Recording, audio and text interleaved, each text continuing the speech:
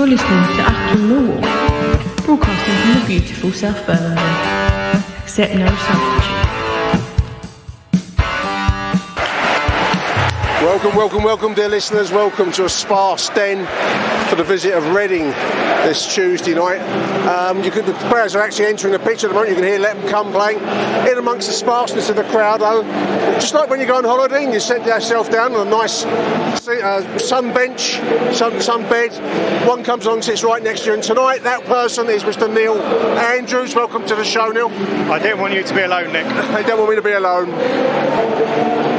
Your Millwall team tonight, dear listeners. In goal, Bart Bielkowski. I'm not sure what formation we're going to take at the moment, but we have Jake Cooper, Sean Hutchinson and Murray Wallace. I'm guessing there's a three, I'm guessing. On the other, in midfield, we have Billy Mitchell and Jules Saville. Up front we have two. We have Smith and Afobe. Ryan Leonard, I'm guessing, is he on the right? I'm asking you. I don't know. And then Jed Wallace up front. If that doesn't confuse you, nothing. But we'll wait and see whether it is indeed a 4-4-2 or 5-3-2 or 3-5-2 or any other variation thereof, dear listeners. As long as it's not the classic Scotland 0-4-5-6, whatever it was. Neil and I just cooking up a fabulous show for you, dear listeners. The history of the North American Soccer League, so tune in for that when it comes. There we go then, Millwall attacking the away in the first half, dear listeners. Reading in all yellow, the Lions in the familiar blue and white. Long ball falls towards Matt Smith. I'm guessing it's going to be like that Simpsons episode, bombardment, I'm guessing. It's not going to be a big crowd, listeners. Don't matter what you see reported, it's very sparse. Coldblow Lane end and opposite in the Docker stand, hard to tell. 3 empty rows in front of us. Empty seats all around us. I was listening to the Neil Harris podcast, the Wall Talk, on the way over. Only got about 20 minutes into it. It was actually quite a quick drive over tonight. Very good. I recommend it. If you haven't heard it, do tune in. Smith. That was a free kick that was well worked, I think, there by Jules Saville, Neil. Yeah. Professionally done. He went into a 50-50 challenge and then fell backwards, making with the old head shot. He's all right, though. Actually, I think it was a foul, to be fair. Free kick for us. I'd say central, I'd say about 30 yards out. And for the older listeners, this is Daniel Passarella territory from 1978. Wow, there's a reference. There's a World Cup name check. Back would have said Harry Hand. Jed Wallace territory as it is, dear listeners. Coming about 3.5 minutes. He'll miss. Chance to get a shot on goal at least, which would be more than we saw on Saturday up there at the Gal Farm John Smith Stadium, whatever it's called. Be nice to see something a bit more attacking tonight. Here it goes. Jed's on target. It's punched round. Nicely done. On target, right side, punched round for the corner. Keeper made a meal of it. Keeper made a meal of it. Yeah. He made a meal of it, dear listeners. We speak on the day that Sepp Blatter and Michel Platini have been accused of fraud in the Swiss courts, dear listeners. And now I've got images of World Cup stars from the 78 and 82 tournaments flashing through my mind. Platini, obviously, in the 82 for our French side. Who can forget David Neary? David Neary. And I've got Dominique Rosteau and his long haircut. Also in my head. I know why I'm going on about these exotic foreign players. Hector Chumpataz. Yeah, another one. Cubillas, Teofilio Cubillas. I know I'm laughing. England didn't qualify for the 78 tournament, of course. I think we went out to the Italians, if memory serves, in that 3-3 tournament. England went out for not scoring enough goals against Finland. And that's right. Yeah, that's right. The reminiscences, dear listeners. 5 come till 6 minutes on the stadium clock. Reading playing the ball around in defence. Millwall pressing them high. Nothing much happening. Danny McNamara is on the bench tonight, listeners. There was a very strange comment from Gary Rowett in the News at Den, on the News at Den website, about how he can't expect to start every game. I don't know what lies behind that. He wasn't in the squad at all Saturday. There's a ball across the face of the penalty area. To Jed now on the right side. He cuts in. Will he have a go? Ball's chipped into the danger zone towards Bennett, but the goalkeeper takes. It's nothing personal, Gary Rowett said, which always makes me think it is personal when you say that. But there we are. I put it at the wrong end of the stick. This is Jed on the right side. Shot to Bennett Afobe, puts it into orbit. Right side across from Jed to Bennett Afobe. Touchdown. Field goal. 12 minutes. Reading have barely been out their own half since the game kicked off. They do have some possession at the moment, the halfway. They keep going backwards rather than forwards, but so far they haven't threatened anything. The Lions have looked more lively in the opening 12 and a half minutes, which is a welcome sight after the tedium of Saturday. Scott Malone has had another peroxide blonde bleach job done, listeners. Keep you up to date with his haircut. Once more into the bleach. There's rather a nice Scottish-style mill flag opposite us now, celebrating our Caledonian roots, I think. It's got a Scottish tall tie with a mill line in the centre. Mill legend, RIP, I can't see the name. Apologies for that, whoever's flag that is. It's a really nice flag though, from distance.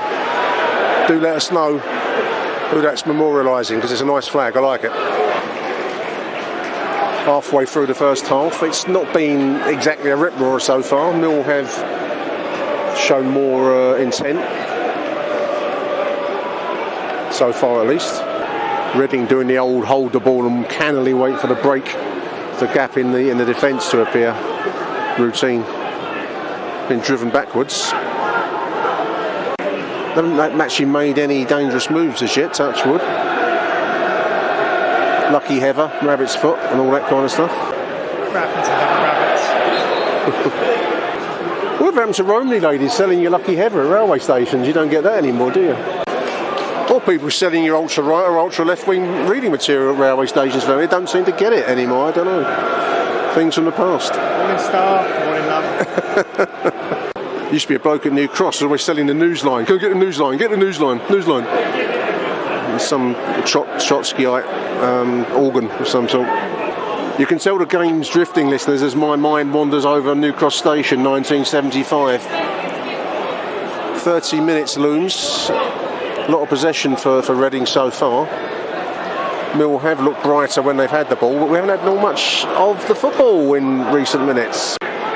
Poor game so far, dear listeners. 34 minutes. Reading just punted the ball forwards aimlessly. Millwall have not been hugely better, marginally so I'd say, but we just don't get enough or keep possession of the ball well enough at the moment. Nicely done, Millwall. Gives Millwall a chance to break now. Billy Mitch, he's surrounded by yellow shirts, unfortunately. And Saville runs it into trouble. There's your gather, not much love for that move. This is now the 10. 48 on the right side, ball into the middle. I thought for one moment they've got to put it in their own net. Still live play in from the left, that's cleared by Saville. Mill dodged the slide bullet there. There was a moment where I thought we were going to put it into our own net. Stayed out, thankfully. But Reading now do a nice little move down the left. This is the 14. Defence looks a bit at 6s and 7s, Neil, don't you think? Shocking passage of play. Wasn't great. And Jed gets himself into a pickle down by the right sided corner flag, gives possession back to Reading when he should have cleared. This is now the 28, the 10. Will he ever go from distance? He's done a little. I thought he was going to work that one through. Ryan Leonard just a little bit sluggish. We're all looking at 6s and 7s in defence, dear listeners. We look like we're a group of men have never met each other before at the moment. That's been hoofed out of play. Reading fans to our left were shouting for a penalty. I don't think it was. You can't blame Rowell for that shooting position play. Well, that's basic breakdown in defensive skills. I mean, whatever formation he sends them out, you can only ask them to use the skills they're paid to be good at. You know, that was just powerful players not clearing the ball. Ticking towards 39 minutes. Mill need to get their heads together. Mill Christmas party, buffet and DJ. Direct from Ibiza. What's worse, that or this? I thought he missed. There was a moment where Bart went to kick it, and the ball was coming back to him, and you just had this vision of him missing it and going straight into the goal. Sitting on the bench, we have George Long, Danny Mack, and Bradshaw, Malone, Ojo, Pierce. Pierce is always on the bench. He must get some kind of bonus for being in the squad. And Mason Bennett. I guess you could bring on Ojo in the second half. He gets a bonus if we win. He must have some role at the club. I'm not sure what it is, dear listeners, but there he is. No Conor Mahoney, who might have some creativity to unlock a stale game, but that's a debate we've done to death over the podcasts. Reading on the left side of the penalty, we're into the overtime. Ball shot across the face of the goal from the 14. 1 minute. I am torn, dear listeners, because in terms of league position, we're not doing too badly, really. 12th position. There you go. The jury expresses its verdict. There we go. I was just going to say something really succinct, but I think that summed it up. We'll be back after these messages. Sweet home Alabama. The sounds of the deep south to cheer me up.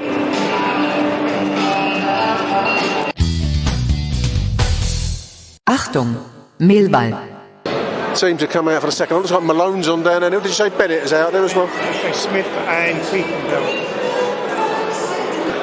Second hour of fire and brimstone needed to send these fans home that have come out on a fairly cold night, it's got to be said. There's a lot of things you could be doing rather than sitting here, and isn't there? And if Gary Rowett doesn't understand that, well, he's in the wrong business, because you don't have to go to football. Both teams lined up. We'll be underway any moment now. Away we go. Reading attacking the away end. Lions attacking the Coldborough lane in accordance with English law and customs since the time of the Venerable Bede. I'm going to do a podcast sometime on the world of football nicknames, and I noticed that Gary Rowett, one of his more, I find it quite irritating, listeners, but he does love a nickname, and I've noticed he referred to Evo, which turned out to be George Evans. Now, that isn't a long name. You don't really need a nickname when your name is Evans. Guess what my nickname is? Smudger instead of Smith, when Smith is a perfectly good name, fine old name. You don't need to nickname people, Gary. When I was at school, my nickname was Andy Anderson. I would find it annoying. I would fall out with him if I worked for Gary Rowett, I think, for that alone. It was 47 minutes, Reading pressing forwards here. If they go a goal up, this place will not react well to it. That's cleared after a fashion by Jake Cooper. He finds, Malone finds Mason Bennett now in the middle. Ball left, this is Jed. He's got ball through, trying to find Bennett Afobe. That was just cut out by the Reading defence. 1-2 move, breaks down midfield. Mason Bennett does well to win the ball back though. Nice work. He should be drawing a free kick there, but he doesn't get it.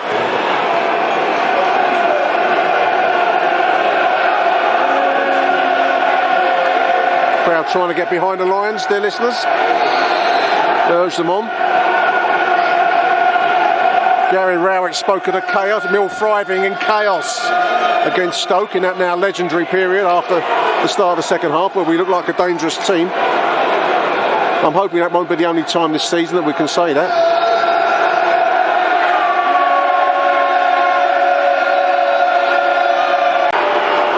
Tackles flying in out there.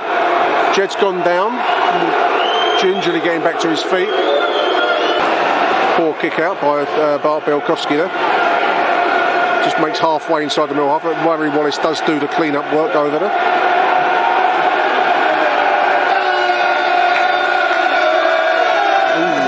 That was an inch-perfect pass under pressure by Billy Mitch. Thank God it worked, because it was close.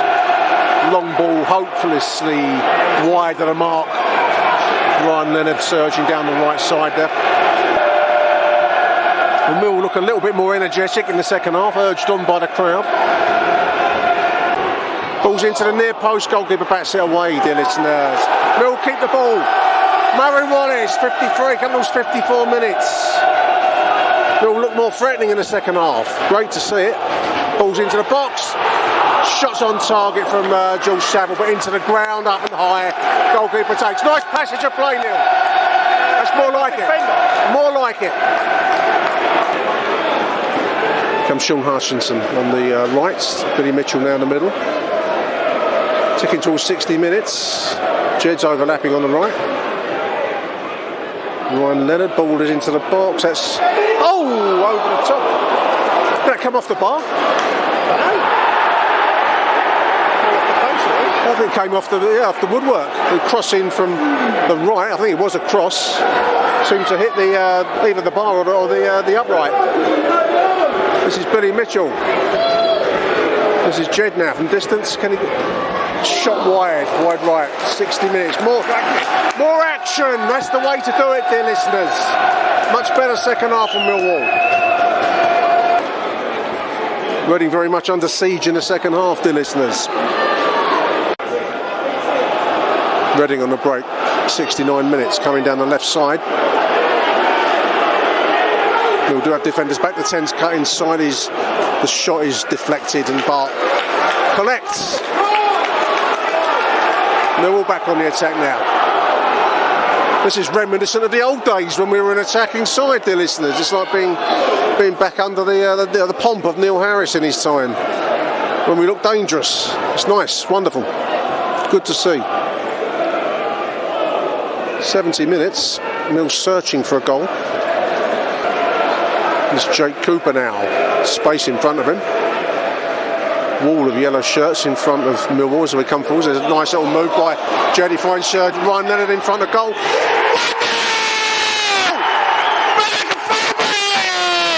The assist from Ryan Leonard. 1-0 Millwall. That's been coming all half. Much more direct, much more energetic approach in the second half. Wonderful to see it, and it pays off. Nice move. Nice ball in from the right side. Bennett slots home. Nicely unpicked the defence there with Jed and Ryan Leonard, and there's Bennett sniffing inside the box. Lovely stuff. Neil hasn't seen us winning how many years now, Neil? 38. Maybe now. Fingers crossed.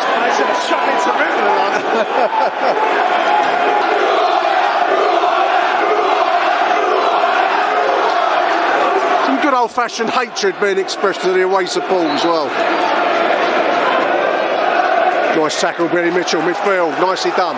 Ball breaks. This is now Jed Wallace on the right side from George Saville. Comes to 74 minutes, balls into the middle. Oh, just volleyed over by Scott Malone. Unlucky. Ben's rocking, dear listeners.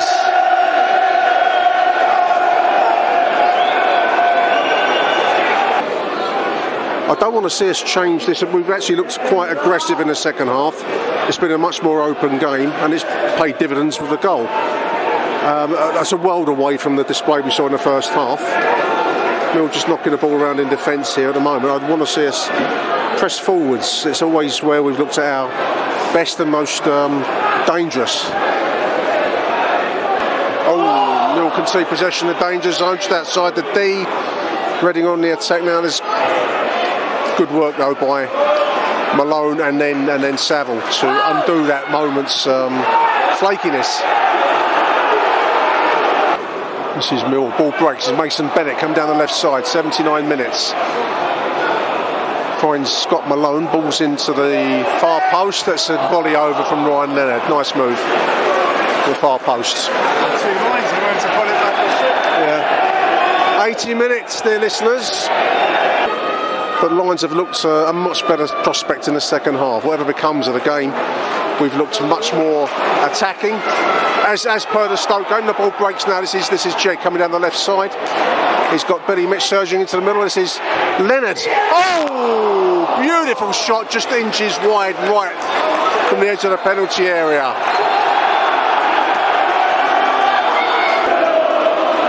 I'll make that the 3 minutes. The referee will add a few seconds. He was just telling Mill to get on with it.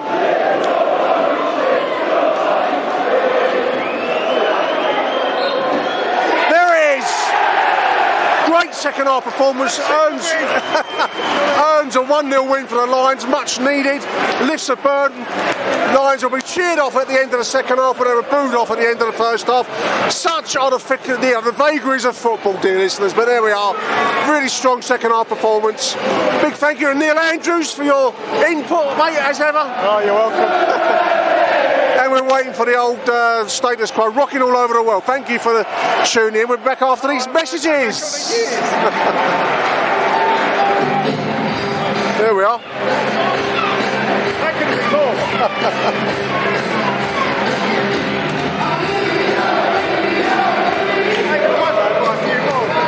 Much better second half, mate.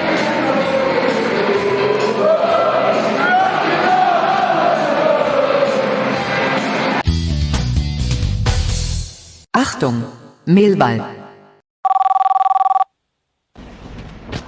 Yeah, first half I thought we were abysmal. We were. We had no shape, no pattern of play, no tactical plan to deal with them. Allowed them to play out from the back, acres and acres of time. Their keeper had the freedom of Bermondsey in terms of taking the piss. But that's what happens when you play Matt Smith against a team that are going to pass it out around the back. It's not a dig at Matt Smith, it's a dig at Gary Rowett. So then, on the same side of that, Gary Rowett addressed this at half time. Now, to go 5 at the back at home, we've moaned about 5 at the back at home, but it made sense in this instance. Got no problem chopping and changing formations to damage other teams when they come to try and play us. That's what football's about. You know, the creation and denial of space. Football's very, very easy. It's a simple game, made difficult by a number of factors. Normally not playing to the crowd at the Den, which they did in the second half, and they got a goal that was well worked, decent, what we've been crying out for months. A little bit of invention from Jed, nice run from Leonard, who still isn't a right back, and a low hit cross. That's what our last 3 goals at home, all been hit from low crosses. It's almost like a theme. Maybe we should do that more. But yeah, we're 8th. How the fuck are we 8th? Need a win on Saturday and keep the pressure on the top 6. Fucking hell, winter is here as well, by the way. So if you didn't come tonight and you watched it on the red button, get your fucking selves down here. There must have only been about 5,000, maybe 7,000. It's fucking dead. And it's cold when you ain't here on a Tuesday night. Anyway, come on, you Lions. How you doing? My brother said I have to think about the voice note. We don't think before we do these voice notes, boys. I'll tell you what, absolutely brilliant second half. It really was. You know, we should have scored more than one. Deserved to win the game in the end. It's a funny one because it's like the first half was fucking awful. But it's like he watches teams all week and then goes out and plays a formation that just doesn't work in the first half, then changes it in the second half now. And it was almost like the leash was taken off. Not that we actually changed it, you know, it wasn't actually that positive formation. It was 5-2-3 in the second half. But someone told them to fucking go and press them and stuff. And we were by far the better team in the second half. Should have scored more than one, really. Well deserved win in the end for the Lions. I'm relieved. But it's an interesting one because it's sort of different to Harris, where you'd sort of maybe go at it in the first half, then be either behind. Whereas I think Rowett seems to keep it tight now till 0-0 at half time, gets booed at half time, then changes it, and then we win the game. So I'll take that all day. Fucking well deserved from the Lions. Happy fucking days. Let's take it in a derby. Let's beat Derby on Saturday because, as we say, if we can go at teams in this league, we've got a chance in the top 6. There's no doubt about it with these players, but Rowett's got to be on board. Come on, you lovely fucking Lions. Speak to you tomorrow, Nick. Cheers. Hello, Nick. Another second half turnaround and more of, as you say, Millwall chaos with the team and the crowd coming together. The changes Rowett made at half-time worked. It was more like three at the back because both Malone and Leonard were pushed further up the pitch. Mason Bennett was excellent. If only he could stay fit, what a difference he makes. We should have scored more than the one, but at least we were creating chances. Close call for man of the match between Jed and Ryan Leonard, who linked up well, especially for the goal. I think Leonard should still be played in midfield with Danny Mack at right wing back. On to Saturday and Derby, and hopefully more of the same. Come on, you Lions. Hi Nick, it's Matt Richards calling. After that, well, that was a lot better, wasn't it? Blimey. Well, first half, well, started off okay, but it just sat back, didn't we? It's just so frustrating and we just weren't getting anywhere. Then, that's my sat nav. But the second half, I mean, once Malone and Bennett just made such a difference. He's just so direct and, it's just, you know, he can hold the ball up, he gets stuck in, and it's just kind of got the whole crowd going, got the whole team going, really. And then you kind of, Billy Mitchell was immense. He was just everywhere, and the goal was a great goal, brilliant move, brilliant ball by Jed, and nice ball in from Ryan Leonard, and yeah, Phobie had to finish that, didn't he? I mean, he missed a few chances of Phobie, but he was getting in there. We created so many chances. Leonard didn't score. I mean, Mason Bennett, he had a shot as well, and then of course like Jed when he was running through. It's, yeah, just really, really good. Amazing difference for the second half, and let's just hope we can kind of keep it going, really. So yeah, come on, you Lions. Achtung, Millwall. Welcome back after the break, dear listeners. Big welcome now to show regular Mike Hayden. How you doing, Mike? Hello, Nick. Hello, listeners. Yeah, very, very good, thanks. And yeah, pleased following that win in the end last night. In the end, it was a game of two halves, to borrow the cliche, Mike. It was quite one of the poorest games in the first half I've seen in a long time, and yet transformed by the introduction of Mason Bennett and Scott Malone in the second half. I can't fathom some of these games out at the moment. We Jekyll and Hyde. It's bipolar stuff, isn't it? It is. Yeah, it's like you're in the South Bermondsey theme park. You know, one moment you're on the Millwall roller coaster, the other minute you're on the Gary Rowett teacups, and that's what it feels like at the moment.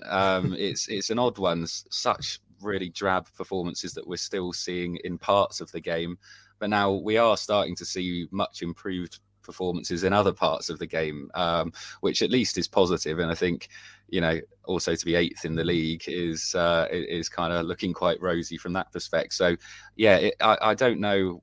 It's like you don't know whether you're coming or going. It's such a strange kind of thing. You don't know what to think sometimes. No, I mean, I couldn't make head and tail of the formation. I mean, the BBC are showing it as a 4-3-3 in the end last night. I must have given the listeners every variation. Apart from that one, strangely, I didn't think of 4-3-3.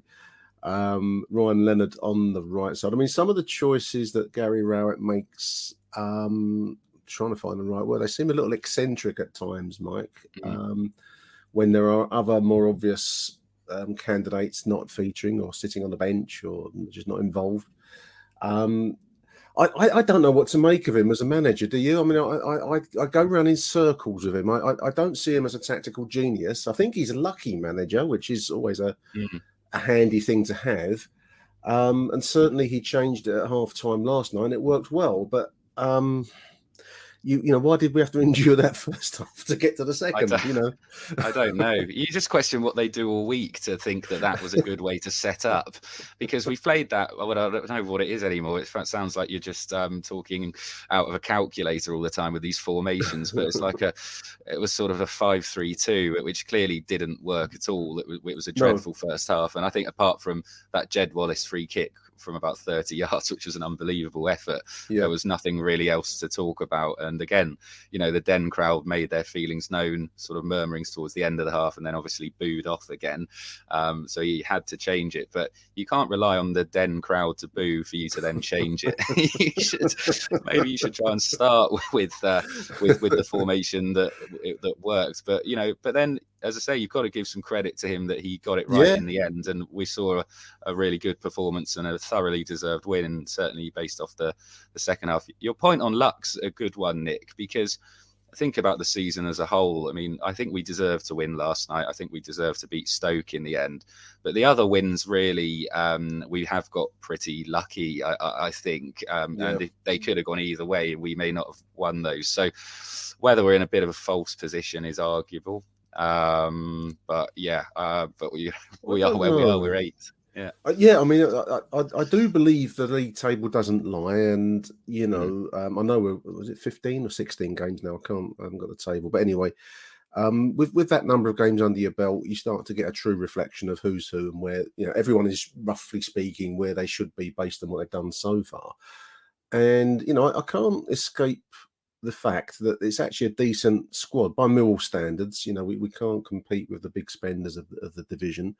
But we do have some players of real talent. I think that's one of the things that kind of breaks your heart a little bit when you see these drab setups and these drab starts like we did last night.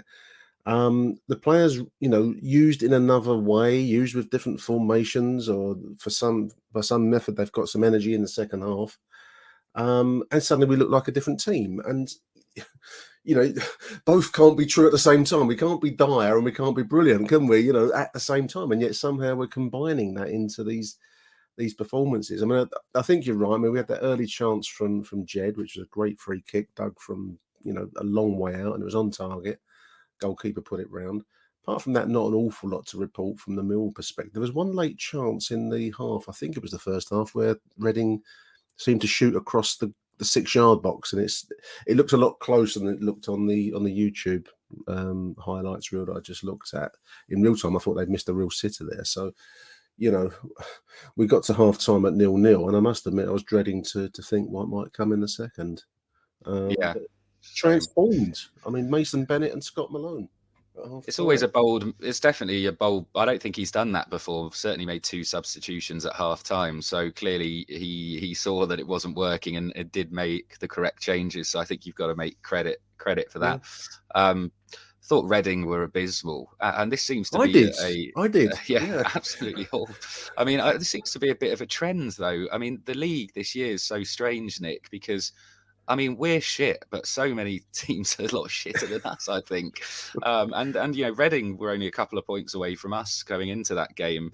You think about even Stoke were poor. Most of the teams that have come to the Den, apart from Fulham, who were obviously outstanding, I don't think anyone's been particularly good and played us off the park or looked really creative. As you say, it's a strange one at the moment, but poor first half, but he turned it around, and I think thoroughly deserved it in the second half.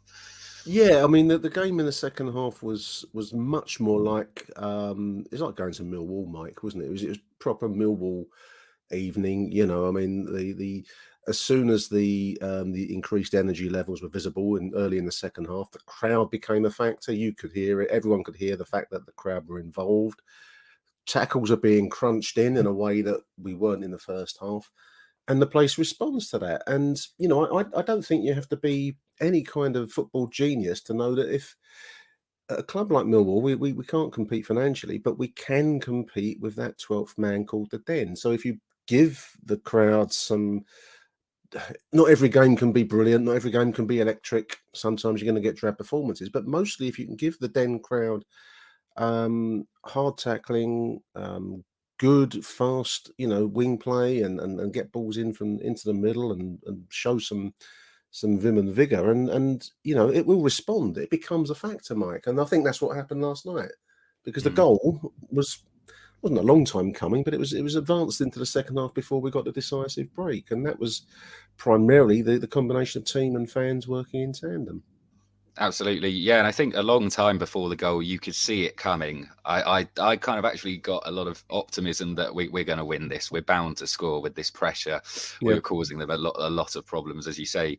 Mason Bennett, I thought, was absolutely superb. Yeah, I agree. He's certainly looks fit again now, and I think he's definitely in contention to start against the Derby. Following that, I thought he was man of the match, and Malone again has been coming back to fitness. Who then put in a very strong performance. So hopefully he'll be sort of back in from the start against Derby as well. But I think it was just coming, but just to, because there's been a lot of times when you've been watching Rowett's sides this season where you don't have that hope, and I think that's very difficult as well, where last night when we came out quite soon after that second half, I was like, right, we're on the front foot here. I think we're going to win this game, and we did in the end, and should have probably won by more than one goal, I think. Yeah, there were opportunities that I think Jed was slightly indulgent when there was a break forward. I remember. I haven't got any notes, listeners. I'm doing this entirely from my aging memory. And there was a break forwards, and I think the ball was really inside to find a Phobe, really, but Jed took it on, and there were other opportunities. I mean, I think I want to. There was a bit of a debate as to man of the match for the Lions last night, and I think it does come down to a choice between Ryan Leonard, who I thought, given that it was again largely played out of his central position, which is where I think will be his natural fit, Mike, but operating in a kind of a right-sided role. But first half and second half, really, he gave everything. I also like Billy Mitchell. I thought he did very well, especially in the second half. So I think I'd make my man of the match Ryan Leonard because he gave more consistency across the whole 90. But it was a tough call between the two. I don't know who you'd go for out of those two or another. Well, yeah, either one of those or Mason Bennett, as I mentioned, I think, who for me changed the game from an attacking perspective. He just seemed everywhere across that front three, and he really made a difference, and Reading couldn't cope with him. But I agree. I think Billy had a really good performance, certainly in the second half.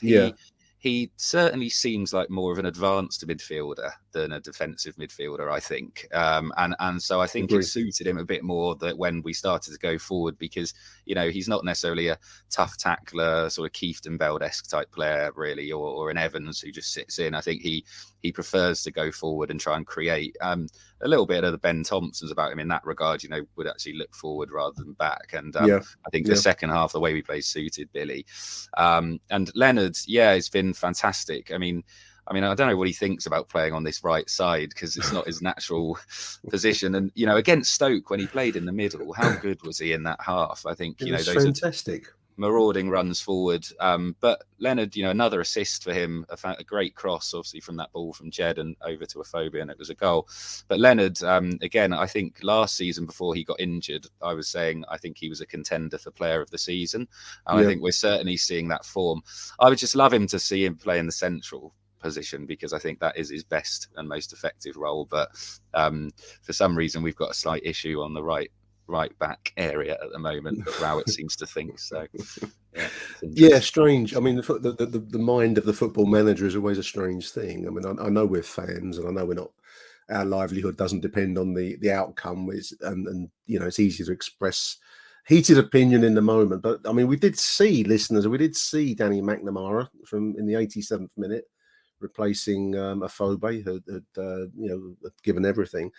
So we haven't done away with him. I did fear for Danny's well-being because, he like Conor Mahoney had been disappeared, so Danny Mack seemed to be disappeared. I suppose like any work environment, Mike, you get some people you like and some people you can work with well, and others you don't so easily click with them. And I wonder whether Gary Rowett just doesn't click with Danny Mack. I can't see any adequate reason to be playing Ryan Leonard, who looked so good against Stoke and showed what he can do last night, out of position. When you've got a talented boy, maybe he needs to reel in some of his youthful, energy. I don't know, however you want to put it. Maybe he gets forward into positions you don't want to see him in, but then that's what you should be sorting out on the training ground. I can't believe that we can leave a talent like Danny Mack out of the team. Unless we use either Billy or Ryan as a right side. I don't understand whether that's if you allow personality to get in the way of what should be cool decision making, then I don't know. It's is that the rumour? Has there been some sort of I don't know. I'm not trying to think of what else it could be. And I can't think of an adequate reason. I mean, both. Ballard was not involved last night. The C word. You get the C word, I guess. But anyway, so there was good reason for that, and I don't have a problem with players not taking the field, but whether injured or not available. But I can't think of an adequate reason as to why we have the likes of Alex Pearce, who I don't have a problem with, but he doesn't inspire much, excitement. And yes, last night we did see Danny Mack late, but these kinds of things are oddities, and I can't account for them. And what you don't understand, you tend to. It's where conspiracy theories arise, isn't it? You start to look for systems where none exist. Yeah, I think my theory behind it is I thought about it as well. Well, let's all have a theory. Come on, it's a conspiracy theory. Yeah, we're going to be talking about UFOs in a minute. So I don't think Rowett is a manager who favours youth players. No. I think that's one thing, and I think yes, he has played Billy a bit more. Maybe we thought we'd have seen him a little bit more. McNamara has been in and out. Really, there's nobody else, and we've got some talented boys, I believe, sort of coming through. I don't think he's one that actually favours playing youth, and I think with Danny Mack, the way that he plays. And it's no fault of his own. He's a young player. He is slightly erratic at times. Maybe gets out of position, but then he more than makes up for that with how good he is going forward and the effort that he shows. A proper Millwall type player that we love. But then is that the recipe for a Rowett favourite?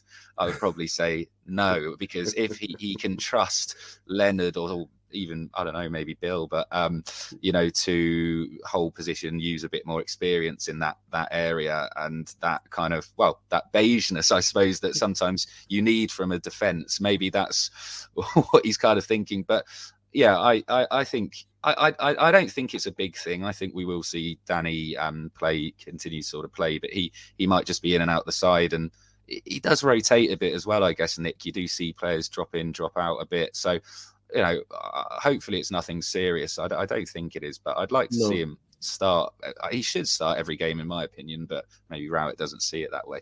I suppose, just to I agree with what you've said, Mike, and I suppose to answer my own point, I think if you were going to be critical of Danny's game, I don't know how old he is. He's 19, 20. He's a young man. Yeah.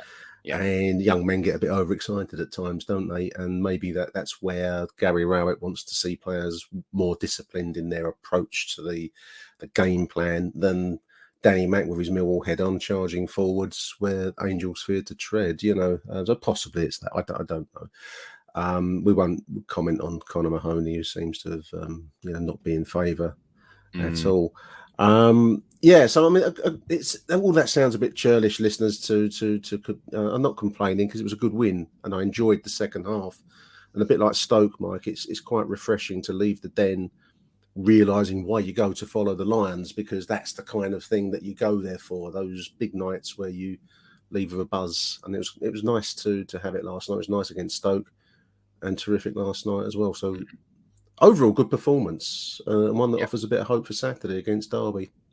Yeah, absolutely. And I think the good thing is that we're starting to see that Millwall spirit now. I mean, I know we're not seeing it for 90 minutes, but I just don't think that's going to be a possibility under Gary Rowett. I think you are going to sometimes see times where we're not going to be that good or not very creative and sort of dig in a bit. But I suppose the positives are that we've seen some promising play, at least. Maybe not at Huddersfield. I only watched the first half. I couldn't watch the second. Apparently that was awful. But at home anyway, at least we have started to sort of see a bit more of the Millwall we know and love and want to see more of it. Not for 90 minutes, but at least for portions of games. And when we have seen that, it's been enough to win the game. So I think that is positive for me.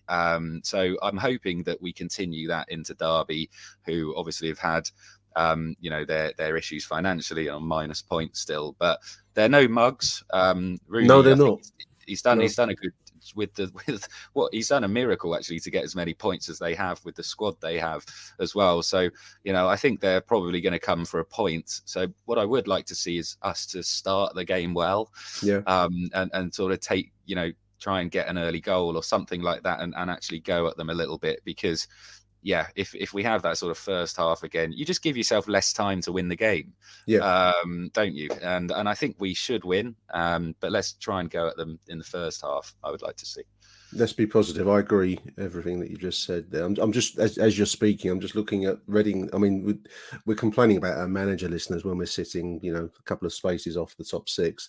Reading boss, I don't think this was the champ, Veljko Paunovic. I think he was out with COVID, so I think it must be the second in command now. That we don't have a name for him, but if you want deluded comments, he said in the first half Reading were fantastic, we didn't have a good start. Then we got, well, there are no shots on goal. I mean, I don't see how you can say they were fantastic. They just knocked the ball around in defence, you know. Yeah, I think they had a couple of players, John Swift, their number 10, who I thought was a nice player who got in the holes. Yeah, the 14, which was Ajaria or something. Yeah, again, they were really the only two talents that they had, I thought, which kind of, well, you know, flattered us to deceive a bit. They looked pretty nice on the ball, got in some okay areas, but never really caused us any problems. But I don't know what game he was watching, Nick, because if I were a Reading fan watching that, you know, that's the sort of game we're talking about, us getting annoyed about. You know what I mean? Absolutely, yeah.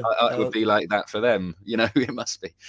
It's the cliche of being careful what you wish for. I mean, there are other managers out there, and they say things like that when you're seeing the complete opposite in front of you. There we are, 1-0 win for the Lions. Good win, good evening, good night out in the end. Makes it all worthwhile, Mike, the cold evenings after work and, you know, travelling over and all the rest of it. And more of the same on Saturday. Be most welcome against, are they bottom of the table, Derby? They are, aren't they? Because of the still on minus deduction. Points. Yeah, I think they would be, I mean, I don't know, I'd have to look the 13th, 14th or so if they didn't have the point deduction. They've won 3, drawn 8, lost 4. So they've only been beaten 4 times. As you say, rightly, no mugs. That's a huge thank you to Mike Hayden taking time out your day, mate. Really appreciate it. Thanks for coming on. Thanks, Nick. Thank you very much. Let's hope for an exciting game again on Saturday. Until then, dear listeners, thank you for listening to Achtung Millwall. Until Saturday, it's Arrivederci Millwall. Bye for now. Thank you for listening to Achtung Millwall. If you enjoyed the show, please head over to Apple Podcasts and leave us a cheeky little review. Arrivederci Millwall. Till next time. Who do you want to watch?